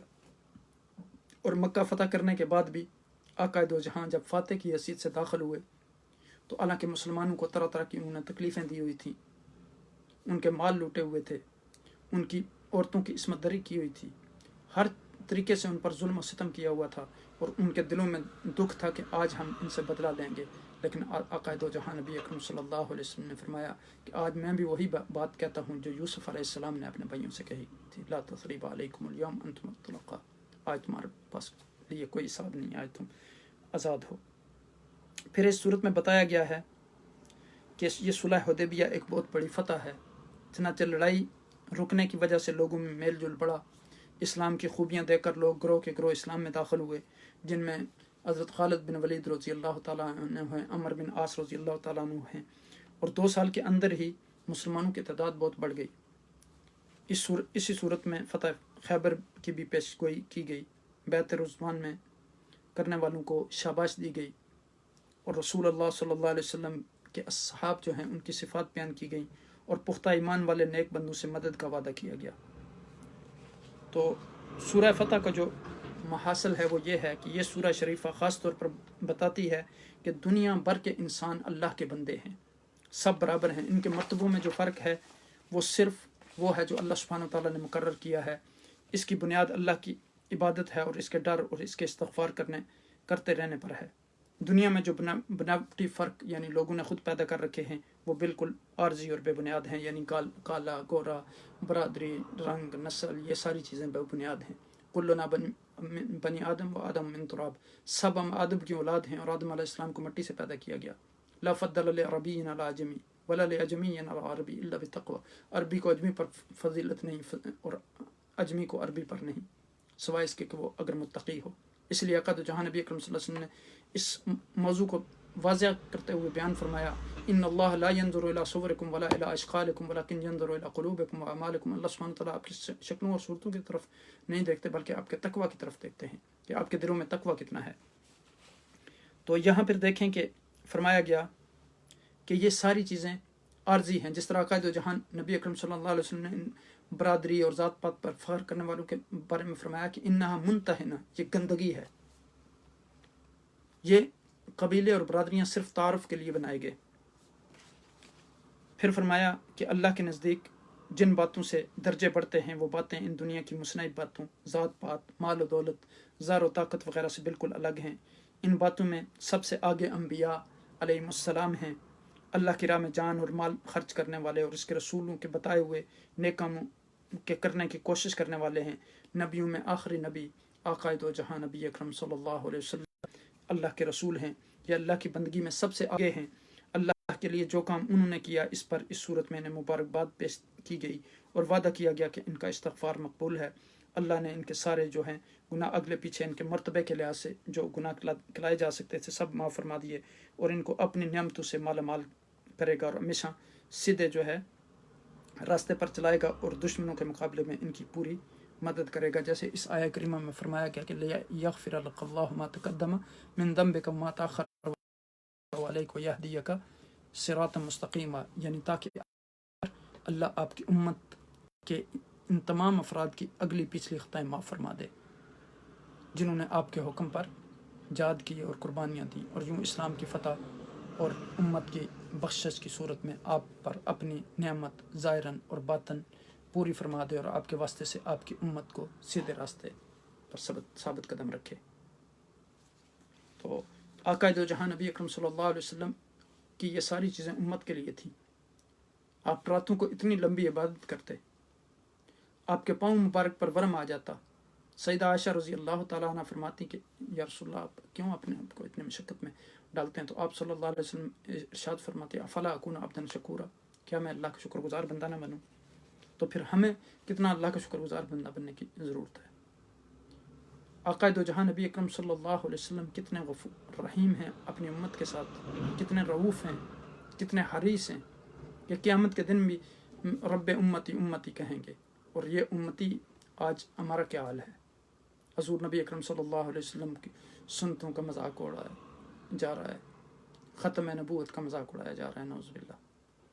اسی زمانے کے بارے میں آقا دو جہاں نبی اکرم صلی اللہ علیہ وسلم نے فرمایا تھا جب میری سنتوں کو مٹایا جا رہا ہوگا تو اس زمانے میں ایک سنت پر عمل کرنے والے شخص کو جو ہے وہ 100 شہیدوں کا ثواب ملے گا۔ من تمسک بسنتی عند فساد امتی فلو اجر 100 شہید، یعنی جس نے ایک سنت کو میرے کو پکڑا اس زمانے میں تو اس کو 100 شہیدوں کا ثواب ملے گا۔ اور اس کی پھر وضاحت کی کہ اس زمانے میں دین پر عمل کرنا کتنا مشکل ہوگا۔ القابض علی دینہ کالقابض علی الجمرہ، یعنی جس طرح انگارے کو آپ ہاتھ میں پکڑ لیں کتنا مشکل ہے جلتا ہوا انگارہ، اسی طرح دین پر عمل کرنا مشکل ہوگا۔ اس لیے آقا دو جہاں نبی اکرم صلی اللہ علیہ وسلم نے فرمایا یاتی زمن علی امتی یصبح مؤمنا ویمسی کافرا، صبح کو مسلمان ہوگا اور شام کو کافر ہو جائے گا۔ تو اس صورت میں رسول صلی اللہ علیہ وسلم کو سراہا گیا اور ان کے ساتھیوں کی جنہوں نے اپنی خواہشوں کو چھوڑ کر ہر بات میں آپ صلی اللہ علیہ وسلم کا کہنا اور اللہ کا حکم بجا لانے میں جان تک دینے کو تیار ہو گئے، تعریف کی گئی۔ ان کی بابت ارشاد ہوا کہ تمہارا کام یہی تھا جو تم نے اب اللہ اور اس کے رسول صلی اللہ علیہ وسلم پر ایمان لاؤ، رسول صلی اللہ علیہ وسلم کی عزت اور مدد کرو، اللہ کی تسبیح کرتے رہو۔ تمہارے لیے صلح حدیبیہ میں بہت سی خوبیوں کی پیش خیمہ ہوگی، اور ان قریب خیبر تم فتح کر لو گے، اور اس کے بعد بڑی بڑی فتوحات تمہیں حاصل ہوں گی۔ یہاں اب دیکھیں کہ اللہ سبحانہ وتعالیٰ نے فرمایا کہ ینصر اللہ نصرا عزیزا، اللہ آپ کو یعنی باعزت مدد و نصرت سے نوازے گا۔ هو الذی انزل السکینۃ فی قلوب المؤمنین لیزدادوا ایمانا مع ایمانہم وللہ جنود السماوات والارض وکان اللہ علیما حکیما، وہی ہے جس نے مومنوں کے دلوں میں تسکین نازل فرمائی تاکہ ان کے ایمان میں مزید اضافہ ہو، یعنی علم الیقین عین الیقین میں بدل جائے، اور آسمان اور زمین کے سارے لشکر اللہ ہی کے لیے ہیں، اور اللہ خوب جاننے والا بڑی حکمت والا ہے۔ پھر آگے فرمایا وَيُعَذِّبَ الْمُنَافِقِينَ وَالْمُنَافِقَاتِ، اللہ سبحانہ تعالیٰ منافقوں کو اور منافقات کو اور مشرکین اور مشرکات کو جو ہیں وہ عذاب دیں گے سخت۔ تو پھر آگے فرمایا گیا کہ للہ جنود السماوات والارض وکان اللہ عزیزا حکیما، اور آسمان اور زمین کے سب لشکر اللہ ہی کے لیے ہیں اور اللہ بڑا غالب حکمت والا ہے۔ اس کے بعد فرمایا انا ارسلناک شاہدا ومبشرا ونذیرا، اے محمد صلی اللہ علیہ وسلم ہم نے آپ کو ڈرانے والا اور بشارت دینے والا بنا کر بھیجا۔ پھر آپ دیکھیں کہ یہاں اس صورت میں رسول اکرم صلی اللہ علیہ وسلم کے ساتھیوں یعنی صحابہ کی عادتوں کو اور باتوں کو سراہا گیا، اور ان کو باقی مسلمانوں کے لیے دنیا کے ختم ہونے تک نمونہ قرار دیا گیا۔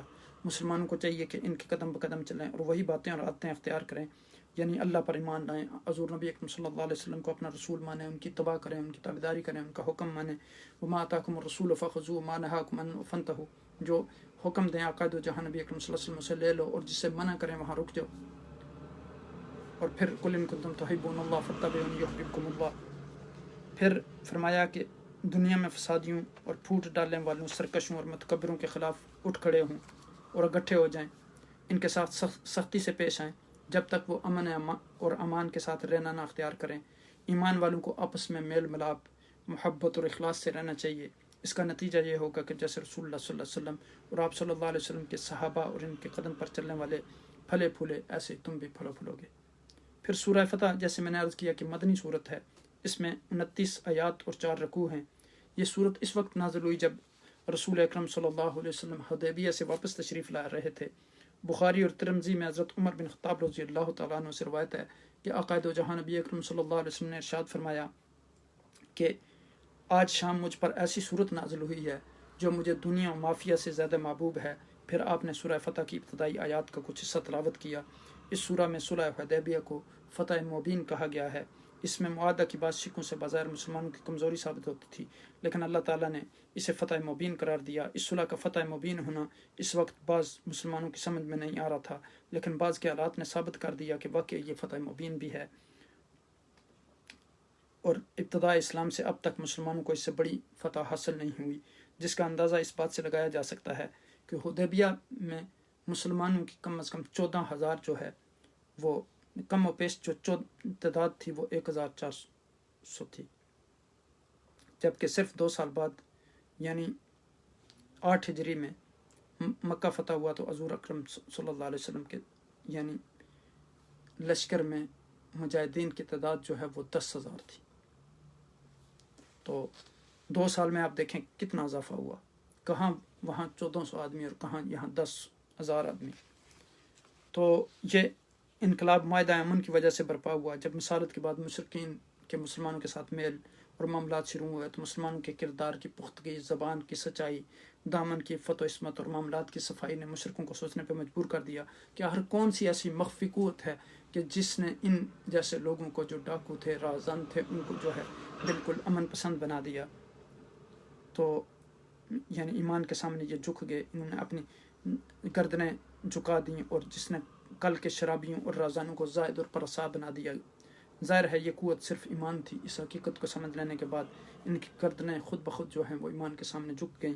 سورہ فتح میں اسی صلح حدیبیہ کے پس منظر میں نازل ہوئی، اس لیے اس میں ان واقعات کی طرف اشارے ملتے ہیں جن کا اس کے ساتھ تعلق اور جنت کا وعدہ ہے، اور کافروں اور منافقوں کے لیے وعید ہے۔ پھر یہ صورت 2 متضاد گروہوں کا تذکرہ کرتی ہے۔ پہلا گروہ ان مخلص اہل ایمان کا ہے جنہوں نے وطن سے دور اور غیر مسلح ہونے کے باوجود ہر بعد آباد کہتے ہوئے اللہ کے محبوب حضور نبی اکرم صلی اللہ علیہ وسلم کے ہاتھ پر بیعت کی، اور یہ عہد کیا کہ آپ کی قیادت میں فتح پائیں گے یا شہادت پائیں گے، اور میدان جنگ سے جو ہے وہ راہ فرار ہرگز اختیار نہیں کریں گے۔ رب کریم کو ان کا جذبہ بہت پسند آیا اور فرمایا جو لوگ تم سے بیعت کرتے ہیں وہ اللہ سے بیعت کرتے ہیں، اللہ کا ہاتھ ان کے ہاتھوں پر ہے۔ اگلی آیات میں فرمایا کہ اے پیغمبر، جب مومن تم سے درخت کے نیچے بیعت کر رہے تھے تو اللہ ان سے خوش ہو گیا، اور ان کے دلوں میں جو ایمانی جذبہ تھا اس نے اسے جان لیا، تو ان پر تسلی نازل فرمائی اور انہیں جلد فتح عنایت کی۔ یعنی یہاں ان آیات کریمہ میں دیکھیں فرمایا گیا لِتُؤْمِنُوا بِاللَّهِ وَرَسُولِهِ وَتُعَزِّرُوهُ وَتُوَقِّرُوهُ وَسَبِّحُوهُ بُكْرَةً وَأَصِيلًا۔ یہاں فرمایا گیا کہ تم اللہ اور اس کے رسول پر ایمان لاؤ اور ان کے دین کی مدد کرو، ان کی بیعت تعظیم و تکریم کرو، اور ساتھ اللہ کی صبح و شام تسبیح کرو۔ ان الذین یبایعونک انما یبایعون اللہ ید اللہ فوق ایدیہم فمن نکث فانما ینکث علی نفسہ ومن اوفی بما عہد علیہ اللہ فسیؤتیہ اجرا عظیما۔ یہاں فرمایا کہ بے شک حبیب صلی اللہ علیہ وسلم جو لوگ آپ سے بیعت کرتے ہیں وہ اللہ ہی سے بیعت کرتے ہیں، ان کے ہاتھوں پر آپ کے ہاتھ کی صورت میں اللہ کا ہاتھ ہے۔ پھر جس شخص نے بیعت کو توڑا تو اس کے توڑنے کا وبال اس کی اپنی جان پر ہوگا، اور جس نے اس بات کو پورا کیا جس کے پورے کرنے پر اللہ نے اس سے عہد کیا تھا تو وہ عنقریب اس سے بہت بڑا اجر عطا فرمایا جائے گا۔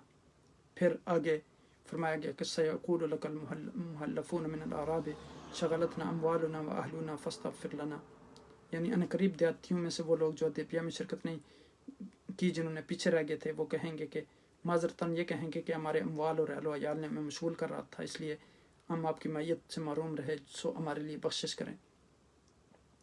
تو فرمایا یقولون بألسنتہم ما لیس فی قلوبہم، یہ سب زبانوں سے کہتے ہیں، دلوں میں ان کے یہ چیز نہیں ہے۔ قل فمن یملک لکم من اللہ شیئا، اب فرما دیجئے کہ کون ہے جو تمہیں اللہ کے فیصلے کے خلاف بچانے کا اختیار رکھتا ہو۔ ان اراد بکم ضرا او اراد بکم نفعا، اگر تمہیں نقصان کا ارادہ فرما لے یا تمہیں نفع کا ارادہ فرما لیا ہو، بل کان اللہ بما تعملون خبیرا، بلکہ اللہ تمہارے تمام کاموں سے اچھی طرح باخبر ہے۔ پھر یہاں دیکھیں کہ یہاں یعنی فرمایا گیا اگلی دوسرے گروہ کا تذکرہ یہاں کیا گیا، منافقوں کا، جو حدیبیہ میں آپ کے ساتھ نہیں گئے تھے، ان کا باطل گمان یہ تھا کہ رسول اللہ صلی اللہ علیہ وسلم اور آپ کے ساتھی جو ہیں وہ مکہ سے صحیح سلامت واپس نہیں آئیں گے، ان کو قتل کر دیا جائے گا، نعوذ باللہ۔ تو یہاں اللہ نے ان منافقین کے بارے میں اپنے نبی کو پیشگی اطلاع دے دی کہ جب آپ واپس آ جائیں گے تو یہ اپنے پیچھے رہ جانے کے بارے میں اپنے جھوٹے اظہار بیان کریں گے، جیسے ابھی میں نے یہ آیہ کریمہ آپ کے سامنے تلاوت کی ہے، آیت نمبر 11۔ تو یہاں فرمایا کہ یہ جو ہیں جھوٹے اظہار پیش کریں گے۔ اس صورت کے اختتام پر پھر 3 امور بیان کیے گئے۔ پہلے یہ کہ محمد صلی اللہ علیہ وسلم کو ہدایت اور دین حق دے کر بھیجا گیا تاکہ آپ اسے سارے ادیان پر غالب کر دیں، اور انشاءاللہ یہ ہو کر رہے گا قیامت سے پہلے۔ جہاں تک علمی اور برہانی غلبہ کا تعلق ہے وہ آج بھی دین اسلام کو باقی تمام دینوں پر حاصل ہے۔ دوسرے نمبر پر آپ صلی اللہ علیہ وسلم کے صحابہ کی تعریف کی گئی کہ کفار کے مقابلے میں بڑے سخت اور آپس میں بڑے مہربان ہیں، اور وہ سب رضا الہی کے طالب ہیں، اور آخر میں ان لوگوں کے ساتھ مغفرت اور اجر عظیم کا وعدہ ہے جو ایمان لائے ہیں اور نیک عمل کرتے رہے ہیں۔ گویا اس صورت میں صلح حدیبیہ کے قوائف، فتح مکہ کی بشارت، اسلام کی فتح مبین اور شرائط فتح کا اعلان، رسول کریم صلی اللہ علیہ وسلم کے صحابہ کے اوصاف اور ان کی قربانیوں کا بیان ہے۔ تو یہاں دیکھیں کہ فرمایا گیا لقد رضی اللہ عن المؤمنین اذ یبایعونک تحت الشجرۃ فعلم ما فی قلوبہم فانزل السکینۃ علیہم واثابہم فتحا قریبا۔ اللہ سبحانہ تعالیٰ ان مومنوں سے راضی ہو گیا۔ حدیبیہ کے مقام درخت کے نیچے جب آپ سے بیعت کر رہے تھے، سو جو جذبہ صدق و وفا ان کے دلوں میں تھا اللہ نے معلوم کر لیا، تو اللہ نے ان کے دلوں پر ایک خاص تسکین نازل فرمائی اور انہیں بہت ہی قریب فتح خیبر کا انعام عطا فرمایا۔ تو یہاں پھر آگے جو ہے اب دیکھیں کہ یعنی سورہ فتح کی بعض اہم باتیں جو ہیں اس سورہ میں فتح مبین سے مراد یا تو صلح حدیبیہ ہے یا پھر فتح مکہ مکرمہ، جیسا کہ مفسرین کے درمیان اس چیز میں اختلاف ہے۔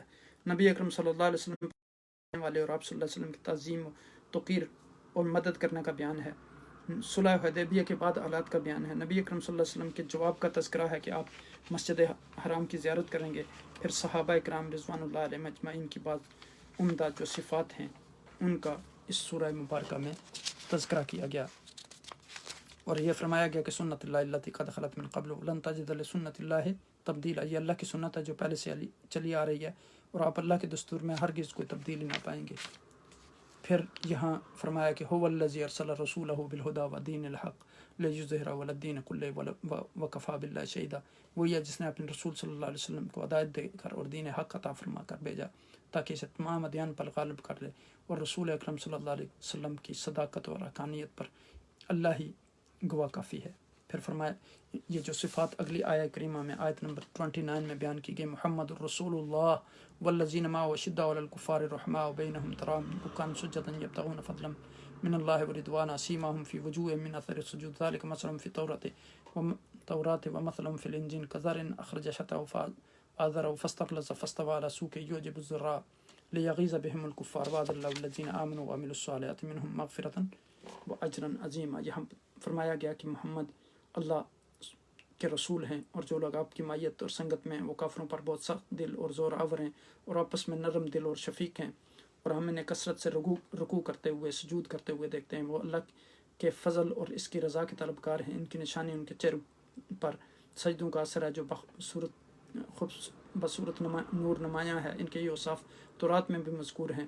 وہ صحابہ ہمارے محبوب مکرم کی کھیتی کی طرح ہیں جس نے سب سے پہلے اپنی باریک سی کمپل نکالی، پھر اسے طاقتور اور مضبوط کیا، پھر وہ موٹی اور دبیز ہو گئی، اور پھر اپنے تانے پر سیدھی کھڑی ہو گئی۔ جب سرسبز و شداب ہو کر لاتی تو کاشتکاروں کو کیا ہی اچھی لگنے لگی۔ اللہ نے اپنے محبوب صلی اللہ علیہ وسلم کے صحابہ کو اسی طرح ایمان کے تناور درخت بنایا تاکہ ان کے ذریعے وہ محمد رسول اللہ صلی اللہ علیہ وسلم سے جلنے والے کفار کے دل جلائے۔ اللہ نے ان لوگوں سے جو ایمان لائے اور نیک اعمال کرتے رہے مغفرت اور اجر عظیم کا جو ہے وہ وعدہ کر رکھا ہے۔ اس سورہ مبارکہ پر کا اختتام جو ہے وہ اس آیہ مبارکہ پر ہوتا ہے، اور اس کے بعد جو اگلی صورت ہے وہ سورہ الحجرات ہے۔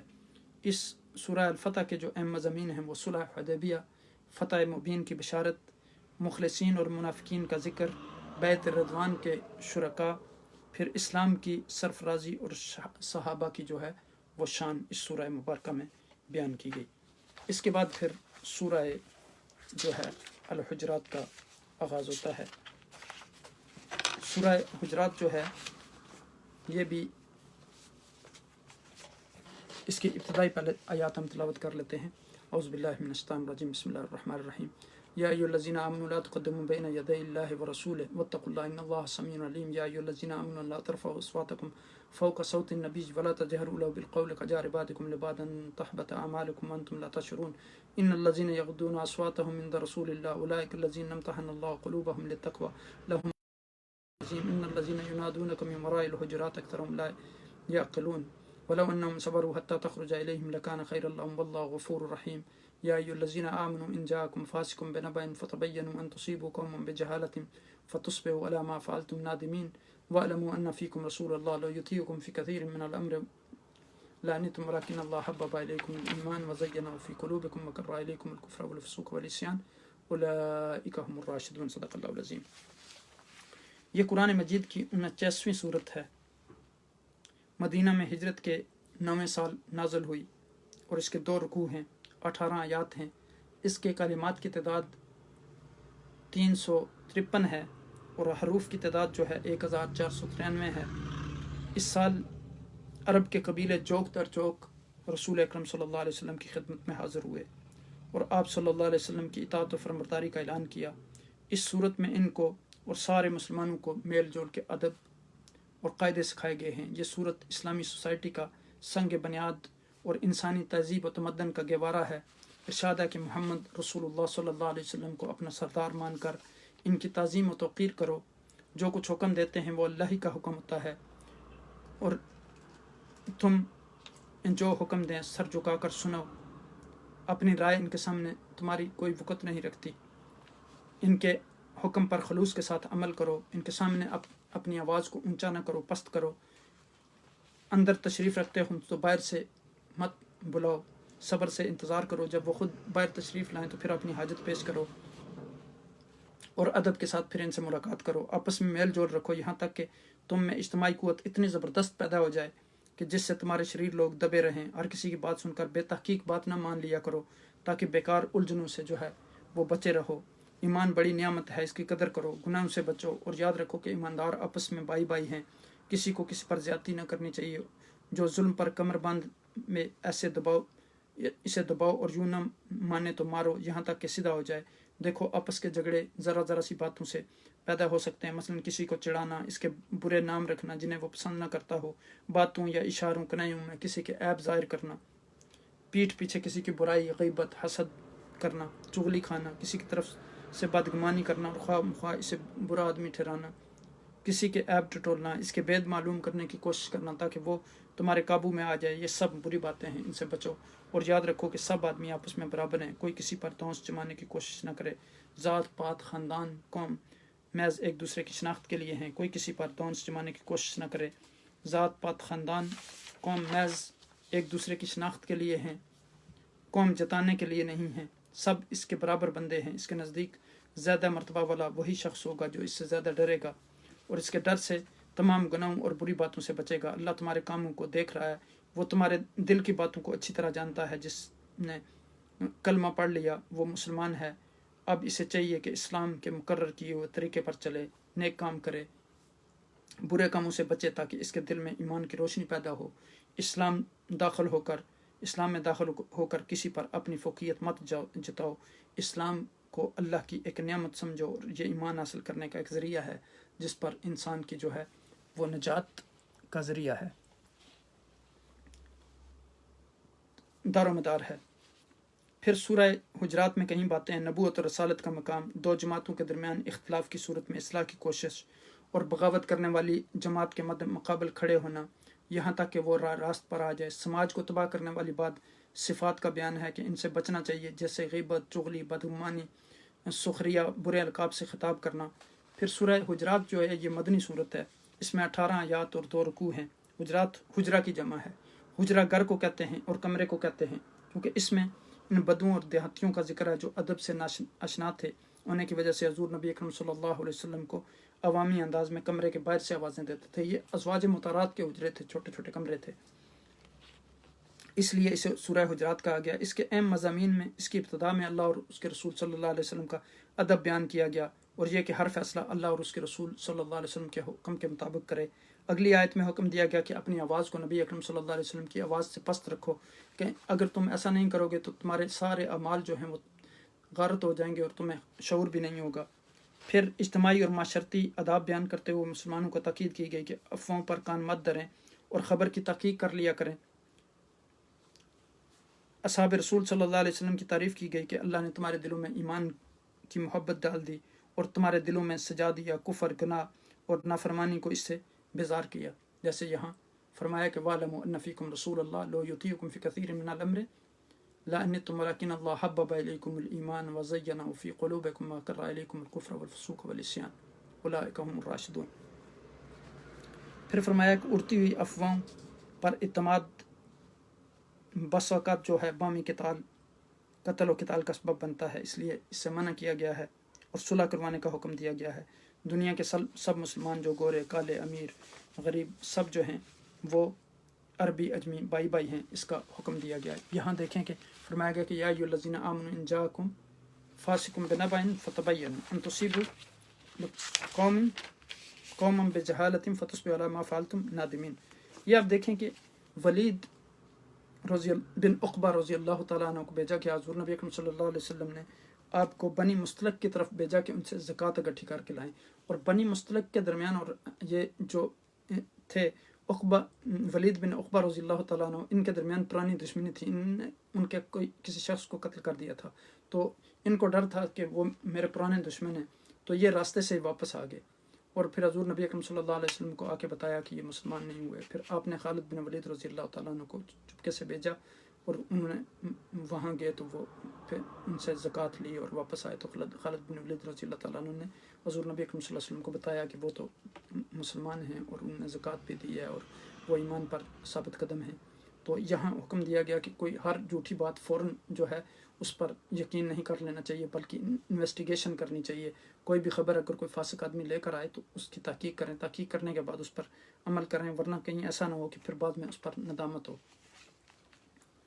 تو اس میں پھر ایک دوسرے کی شناخت کے لیے فوقیت جتانے کے لیے نہیں، بس سب اس کے برابر بندے ہیں، ان کے نزدیک زیادہ مرتبہ والا وہی شخص ہے جو اس سے زیادہ ڈرے گا اور اس کے ڈر سے تمام گناہوں اور بری باتوں سے بچے گا۔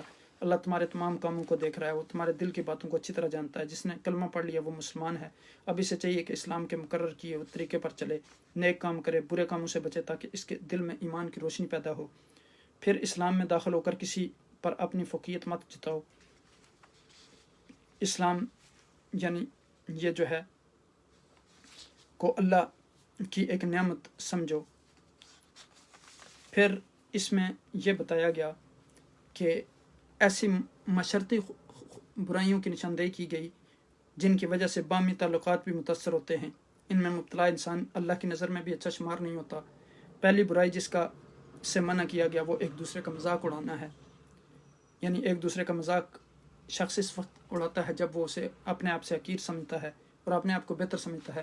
جیسے آپ دیکھیں وہاں ہم نے سورہ بقرہ میں بھی پڑھا تھا اور بعد میں ہم نے یعنی سورہ آل عمران میں جب موسیٰ علیہ السلام نے اپنی قوم کو کہا وَإِذْ قَالَ مُوسَىٰ لِقَوْمِهِ إِنَّ اللَّهَ يَأْمُرُكُمْ أَن تَذْبَحُوا بَقَرَةً قَالُوا أَتَتَّخِذُنَا هُزُوًا قَالَ أَعُوذُ بِاللَّهِ أَنْ أَكُونَ مِنَ الْجَاهِلِينَ۔ تو یہاں انہوں نے موسیٰ علیہ السلام نے کہا کہ اللہ تعالیٰ نے آپ کو گائے کو ذبح کرنے کا حکم دیا ہے، تو انہوں نے کہا آپ ہم سے مذاق کرتے ہیں، تو اللہ کے نبی نے کہا کہ میں اس سے پناہ مانگتا ہوں کہ میں جاہل لوگوں میں سے ہو جاؤں۔ تو گویا معلوم ہوا کہ مذاق کرنا جاہل لوگوں کا کام ہے، کسی اپنے آپ کو بہتر سمجھ کے۔ ویسے تو ایک شرعی حدود کے اندر رہ کر مذاق کرنا اس کی تو کوئی ممانعت نہیں ہے، لیکن کسی کو اپنے سے کم تر جان کے اس کو تنگ کرنے کے لیے اس سے منع کیا گیا۔